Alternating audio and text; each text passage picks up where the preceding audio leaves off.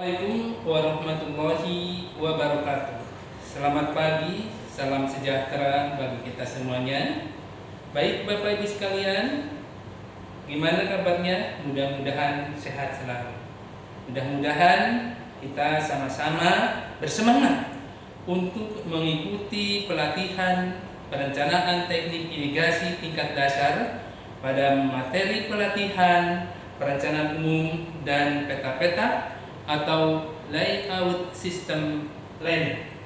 Bapak Ibu sekalian, sebelum kita mengawali daripada materi ini, perkenalkan nama saya Sujatmoko. Saya dari BPSDM Provinsi Jawa Barat. Dan tentu saja Bapak Ibu sekalian, di dalam mata pelatihan ini kita harus mengetahui tentang deskripsi daripada pelatihan ini, yaitu bahwa Bapak Ibu sekalian nanti akan diketemukan atau diberikan tentang perencanaan peta-peta, penentuan lokasi bangunan dan dimensi saluran, serta penentuan daripada elevasi muka air. Nah, tentu saja Bapak Ibu sekalian juga akan mengetahui tujuan daripada pelajaran ini.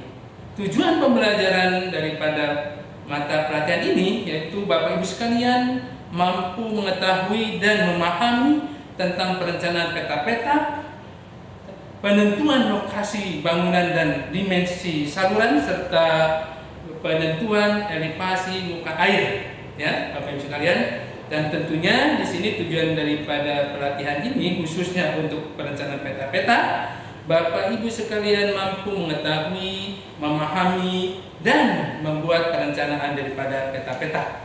Nah, apa itu peta-peta? Ya, peta-peta adalah peta yang menggambarkan atau menunjukkan segala informasi, lokasi, dan arah alur saluran, baik itu saluran pembawa maupun saluran pembuang, ya, bangunan utama maupun bangunan pelengkap, jalan, terus batas petak primer, sekunder, dan tersier yang dapat dialiri atau diairi berdasarkan keadaan topografi. Dan biasanya Bapak Ibu sekalian, peta-peta ini menggunakan skala 1:5.000 sampai 1:25.000. Baik, nah bagaimana Bapak Ibu sekalian mendesain daripada peta-peta yang berkualitas? Nah, kita ingin menghasilkan suatu peta-peta yang berkualitas. Tentunya pertama dibutuhkan data, ya Bapak Ibu sekalian.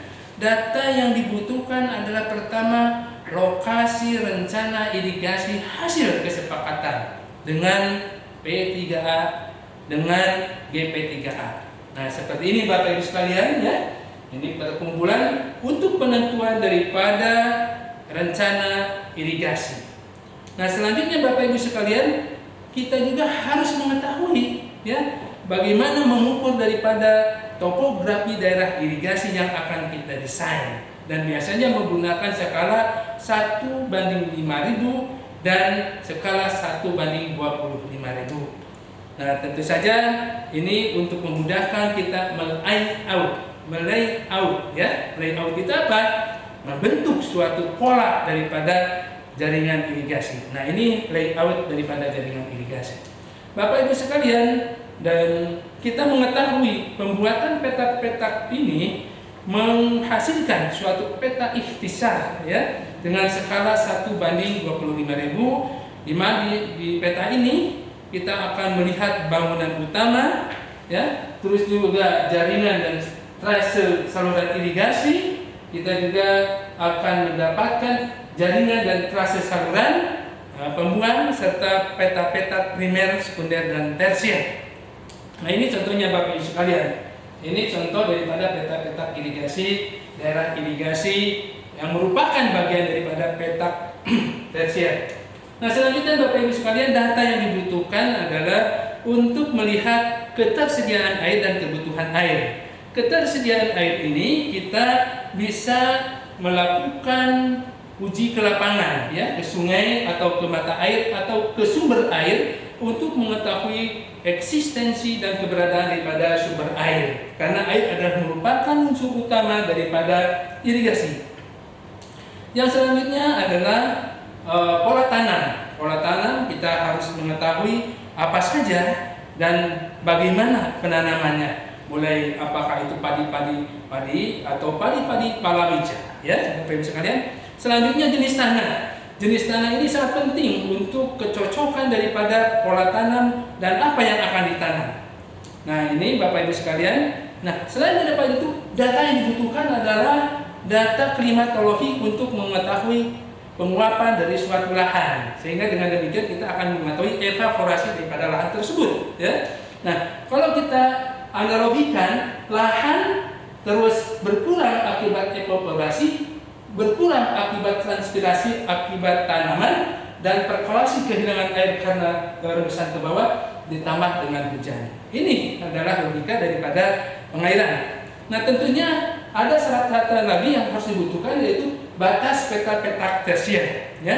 Jadi batasnya itu baik berupa drainase, ya, sungai, jalan dan lain sebagainya, atau mungkin tergantung daripada kondisi topografi daerah irigasi tersebut. Nah, selanjutnya Bapak Ibu sekalian, kita melihat contoh-contoh daripada batas-batas peta-peta tersebut. Bapak Ibu sekalian, yang ketiga adalah luas dan bentuk peta tersier, yaitu biasanya yang kita gunakan berdasarkan aturan Kementerian Pekerjaan Umum, yaitu untuk petak tersier antara 50 hektar sampai 100 hektar dan bentuknya adalah bujur sangkar. Nah, kita lihat ini contohnya Bapak Ibu sekalian. Ini adalah untuk penentuan daripada bentuk dari petak tersier. Selanjutnya Bapak Ibu sekalian, panjang saluran tersier. Panjang saluran tersier yang direkomendasi adalah maksimum 1.500 meter atau 1,5 km untuk tersier, dan untuk kuarter adalah 500 meter, ya Bapak Ibu sekalian, ingat-ingat. Nah, ini kita lihat contohnya, nah, untuk saluran tersebut. Nah, yang terakhir adalah debit rencana saluran. Ini debit rencana saluran itu juga harus didesain berapa air yang akan masuk dan terbawa ke daerah-daerah petak-petak agar dari hulu sampai akhir kita terairi. Nah, yang paling utama Bapak Ibu sekalian, bagaimana pengaturannya daripada air tersebut, ya. Oke, Bapak Ibu sekalian, kebutuhan air di sawah. Kebutuhan air di sawah ini untuk pengolahan lahan, ya, kebutuhan air untuk tanaman, perkolasi, pergantian lapisan air, dan curah hujan. Nah, kalau kita lihat, nah ini bagaimana analogi daripada gambar kebutuhan air di sawah. Nah, ini kita juga lihat ini bagaimana pengolahan kebutuhan air tersebut. Yang selanjutnya adalah efisiensi. Ini sangat penting Bapak Ibu sekalian dalam menyusun peta-peta ini irigasi, karena efisiensi ini adalah unsur untuk penentuan bagaimana air ini dari hulu sampai hilir dapat terairi semuanya dan tidak ada masalah di kemudian hari. Nah, ini Bapak Ibu sekalian, ini efisiensi dihitung dengan air yang masuk dan air yang keluar. Selanjutnya Bapak Ibu sekalian, rotasi. Rotasi ini sangat penting dikala kita di musim kemarau. Air berkurang, dan bagaimana agar semua petak-petak ini terairi dan tidak ada dirugikan, ya. Ini adalah merupakan syarat-syarat daripada bagaimana kita mendesain suatu petak-petak yang berkualitas. Nah, tentu saja dari sana kita harus membuat skema jaringan irigasi. Skema jaringan irigasi ini sangat penting. Dari mulai dulu sampai akhir semuanya terinformasikan, sehingga dengan demikian memudahkan di dalam operasi dan pemeliharaan. Termasuk juga Bapak Ibu sekalian, kita harus membuat skema bangunan irigasi. Bangunan apa-apa saja selama kita membangun dari hulu sampai ke hilir. Nah, kalau kita lihat Bapak Ibu sekalian, ini adalah skema bangunan irigasi. Dari hulu sampai hilir terinformasikan dan teridentifikasi, sehingga memudahkan dalam proses pemeliharaan di kemudian hari.